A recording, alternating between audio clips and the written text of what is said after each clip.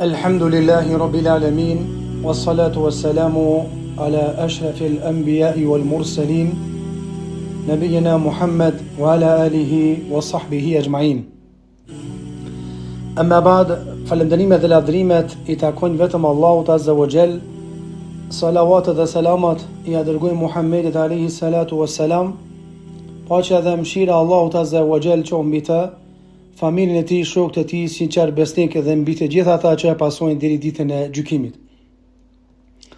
Të nderuar agjërues dhe agjëruese, ju që po na ndiqni, jemi tek cikli I ligjratave emrat e bukur të Allahut Azza wa Jall dhe jemi në vazhdim të ligjratës së djeshme, konkretisht të ditës së 4 të Ramazanit, e që sot është dita e 5 e Ramazanit, duke folur për dy emra të bukur të Allahut Azza wa Jall, El-Wahidu dhe El-Ahad, që do thot Allahu është një, është I vetmi.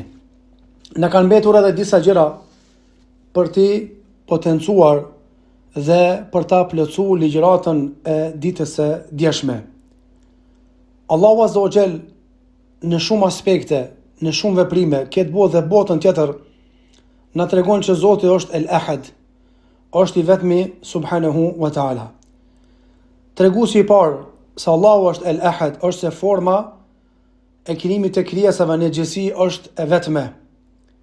Çdo krijesë që Allahu Azza wa Jalla ka krijuar në ekzistencë e ka bërë që të vijë pas kontaktit seksual mes mashkullit dhe femrës.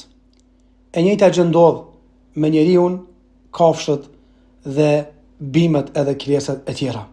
Po të treguar që këtë formë të krijimit e ka caktuar dhe e ka bërë vetëm ai I cili është El-Ahad, I vetmi dhe askush tjetër. Andaj Allahu Azza wa Jall e ka bërë gjithashtu që një pikë ujë e qiellit të vendoset në tokë dhe përmes kësaj pike krijohen kushte për mbirjen, do thot, e pemës edhe gjërave të tjera të cilat bujqësit, do thot, I punojnë.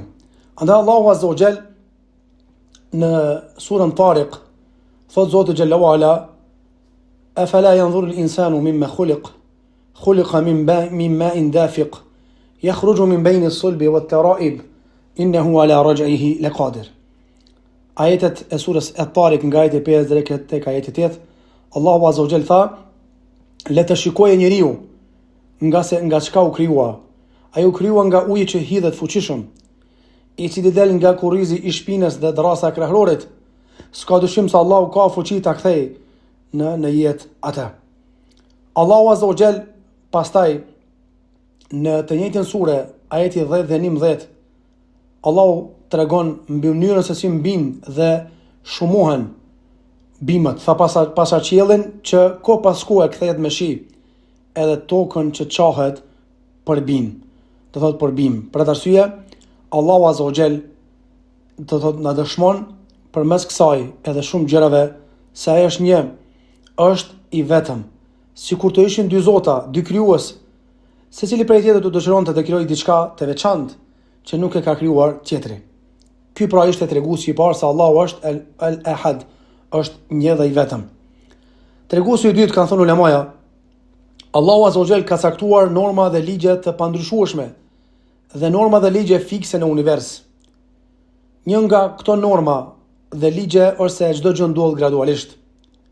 Çdo krijesë në gjithësi lind e vogël dhe vazhdon të rritet gradualisht derisa të arrijë pikën kulminante dhe të pranueshme të saj. Pastaj ajo fillon në rënjen gradualisht derisa të vdes. Gjithashtu lindja e diellit fillon e zbeh në mëngjes. Dielli fillon të zmadhohet dhe të shtoj temperaturën e tij deri në mesditë. Më pastaj fillon të dobësohet përsëri nxehtësia e tij, derisa I vije edhe fundi. Të njëjtit ligj I nështrohet edhe hana, thot Allahu Azza wa Jall në surën Yasin: "Wal qamara qaddarnaha", hënës I kemi caktuar fazat, pozicionet, derisa të kthehet në trajtën e harkut, trungu I palmës së tharë. Sura Yasin ajeti 39.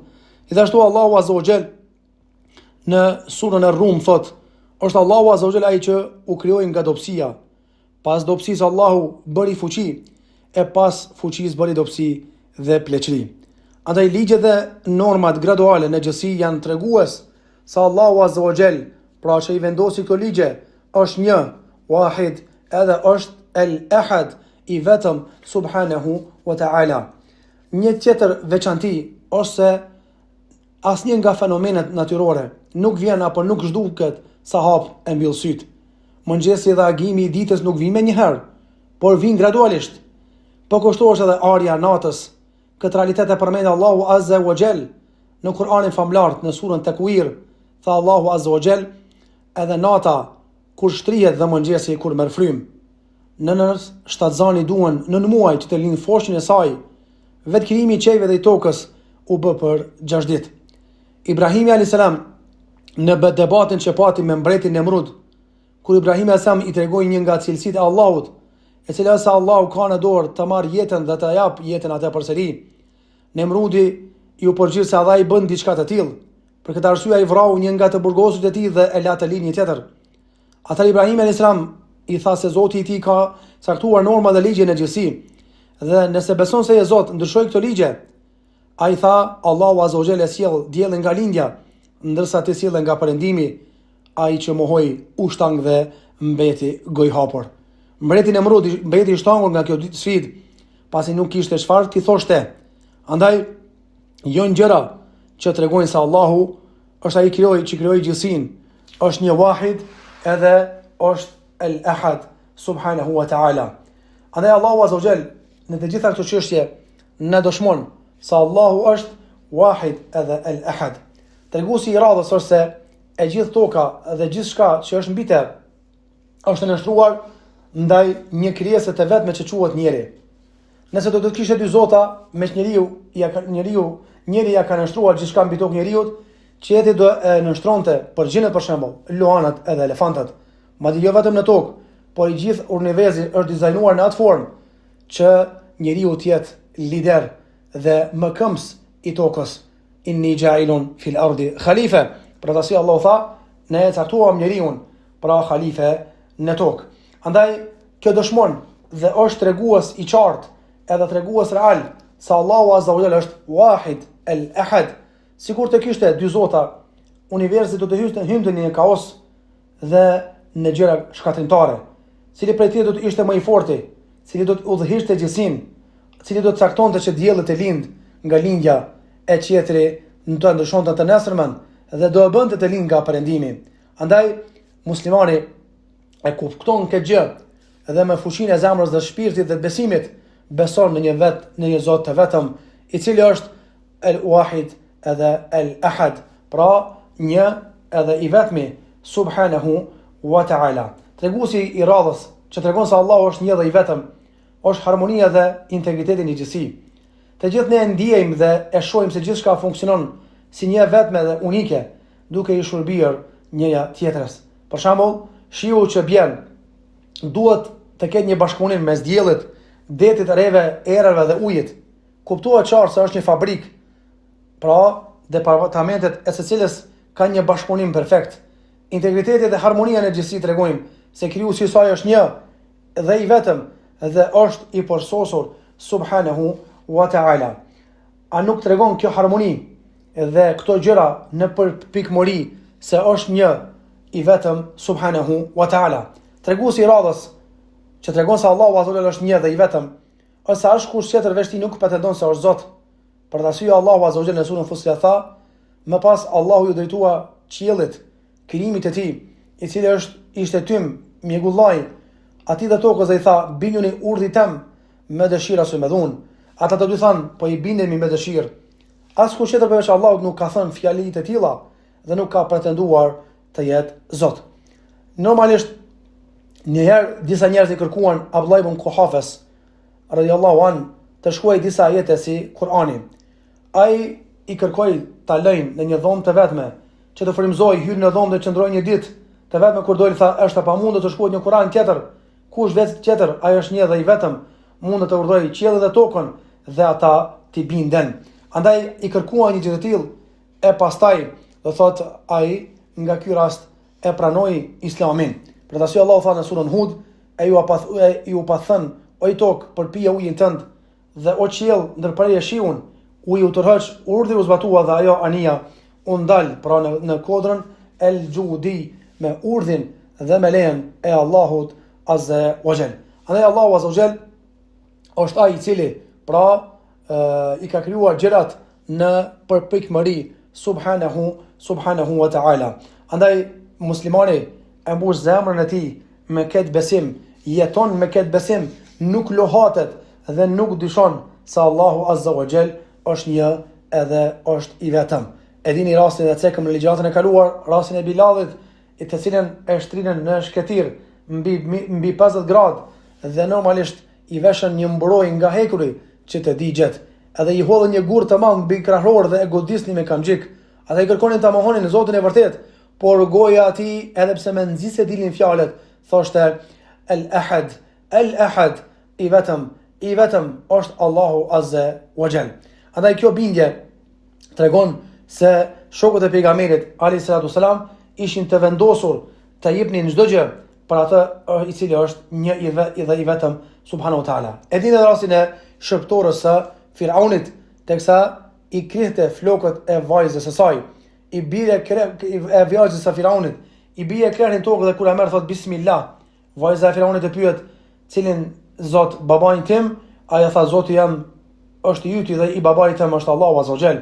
Vajza tregoi Firaunit dhe Firauni e pyeti a ke Zot që të bësh meje? Ajo tha Zoti jam dhe i yti është Allahu azza wa jall.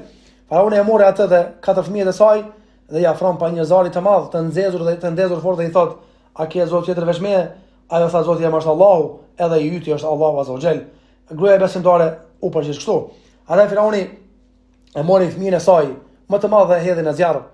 E njëjta gjë ndodhi me dytin, me tretin edhe me të katërtin. Kur e morën të katërtin ta hedhin në zjarr, ai fëmijë ishte lulak dhe ishte fëmijë në xhi. Nona sikur nuk deshi t'i ja lejoj ta hedhnin.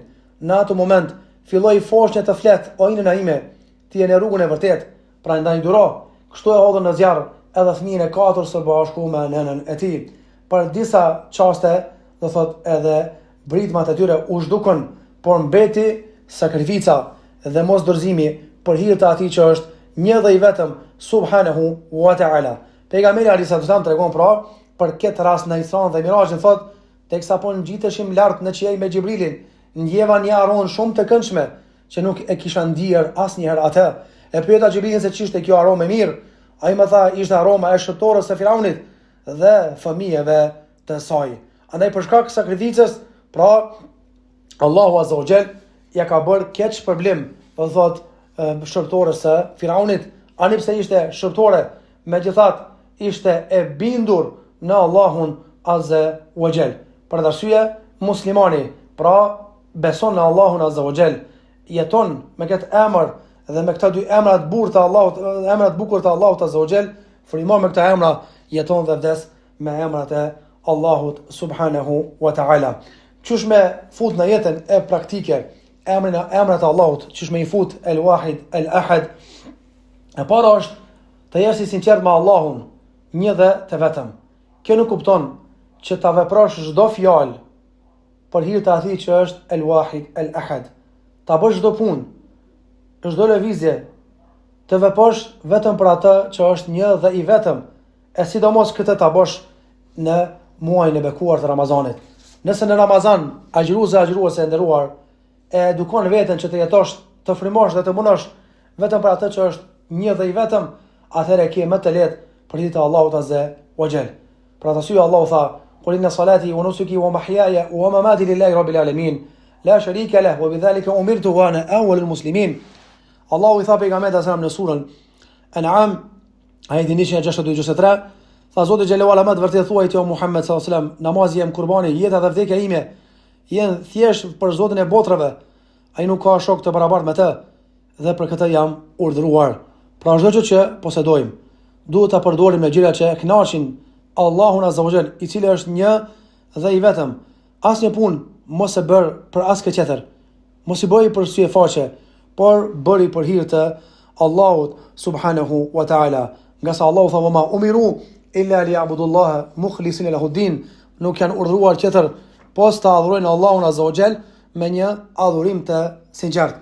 Andaj kështu kërkon nga ne Allahu subhanahu wa ta'ala.